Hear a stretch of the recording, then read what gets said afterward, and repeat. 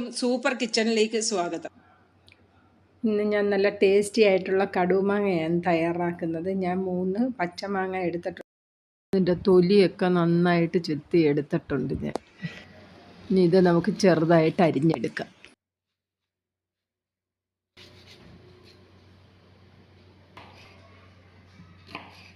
ഇങ്ങനെ ഇതെല്ലാം നമുക്ക് ഇതുപോലെ കട്ട് ചെയ്തെടുക്കാം. കണ്ടോ, ഇത്രയുള്ള പീസാക്കിയാണ് ഞാൻ എല്ലാം എടുത്തേക്കുന്നത്. മാങ്ങ എല്ലാം അരിഞ്ഞെടുത്തിട്ടുണ്ട്. ഇതിലോട്ട് നമുക്ക് 2 ടീസ്പൂൺ ഉപ്പ് ചേർത്ത് മിക്സ് ചെയ്തെടുക്കാം. ഉപ്പൊക്കെ നന്നായിട്ട് പിടിച്ചു വരട്ടെ. ഇത് നമുക്ക് ഒരു ദിവസം വെച്ചിട്ട് നാളെ എടുത്ത് കടുമാങ്ങ തയ്യാറാക്കാം. മാങ്ങയിൽ ഉപ്പൊക്കെ പിടിച്ച് റെഡിയായി വന്നിട്ടുണ്ട്. നമുക്ക് തയ്യാറാക്കാൻ തുടങ്ങാം. ഇനി 5 ടേബിൾ സ്പൂണോളം എള്ളെണ്ണ ഒഴിച്ചിട്ടുണ്ട്. ഓയിൽ ചൂടായി വന്നിട്ടുണ്ട്. 1 ടീസ്പൂൺ കടുക് ഇടുക. ഒരു 1/4 ടീസ്പൂൺ ഉലുവ ഇടുക. ഉലുവയും കടുവും പൊട്ടി വന്നിട്ടുണ്ട്. കുറച്ച് ഇഞ്ചി ഇതുപോലെ ഞാൻ അരിഞ്ഞെടുത്തതാണ്. ഒരു വലിയൊരു പീസ് ഇഞ്ചി എടുത്തിട്ടുണ്ടായിരുന്നു. ഇതിട്ട് കൊടുക്കുക. 2 കുടം വെളുത്തുള്ളി എടുത്ത് തൊലിയൊക്കെ കളഞ്ഞ് വലിയ ഉള്ളി 2ആയിട്ട് കട്ട് ചെയ്തിട്ടുണ്ട്. ബാക്കി ചെറിയ ഉള്ളിയൊക്കെ അതുപോലെ തന്നെ ഇട്ടാണ് ഞാൻ ശരിയാക്കുന്നത്. 2 കറിവേപ്പില. ഇഞ്ചിയും വെളുത്തുള്ളിയൊക്കെ നന്നായിട്ട് വഴഞ്ഞ് വന്നിട്ടുണ്ട്. ഞാൻ ഈ ഫ്ലെയിം അങ്ങ് ഓഫ് ആക്കുവാണ്. എന്നിട്ട് നമുക്ക് ഇതിനകത്ത് വേണ്ട പൊടികളൊക്കെ ചേർത്ത് കൊടുക്കാം. കാശ്മീരി മുളക് പൊടി, എരിവുള്ള മുളക് പൊടി 2 കൂടെ മിക്സാക്കി ഞാൻ പൊടിച്ചതാണ്. 3.5 ടേബിൾ സ്പൂണോളം മുളക് പൊടി ഇട്ടിട്ടുണ്ട്.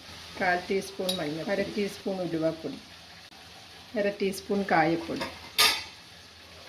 ഫ്ലെയിം ഓഫാക്കിയിട്ടാണ് ഞാനിതെല്ലാം ഇട്ടത്. അല്ലെങ്കിൽ നമ്മൾ ഈ ഇട്ട പൊടി പെട്ടെന്ന് കയറി അങ്ങ് കരിയും. 1 ടീസ്പൂൺ ഉപ്പ് ഇട്ടിട്ടുണ്ട്. ഞാൻ മറ്റേതിൽ 2 ടീസ്പൂൺ ഉപ്പ് ഇട്ടായിരുന്നു മാങ്ങ വെച്ചത്. അതുകൊണ്ട് ഞാനിപ്പം 1 ടീസ്പൂൺ ഉപ്പാണ് ചേർത്തത്. പിന്നെ നമുക്ക് വേണമെങ്കിൽ നോക്കിയിട്ട് ചേർക്കാം. വിനാഗിരി ഒരു 3 ടേബിൾ സ്പൂണോളം ഒഴിച്ചു.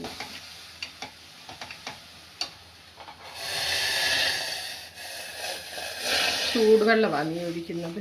ഒരു 1/2 ഗ്ലാസ്സോളം. നമുക്ക് സ്റ്റൗ കത്തിക്കാം.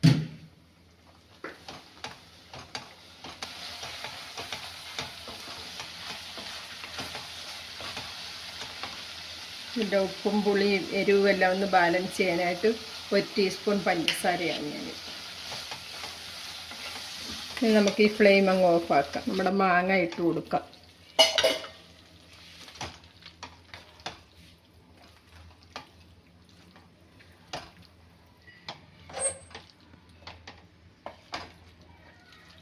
ഫ്ലെയിം ഓഫാക്കിയിട്ട് മാങ്ങ ഇടാവുള്ളൂ. മാങ്ങ അങ്ങ് വെന്ത് പോകരുത്.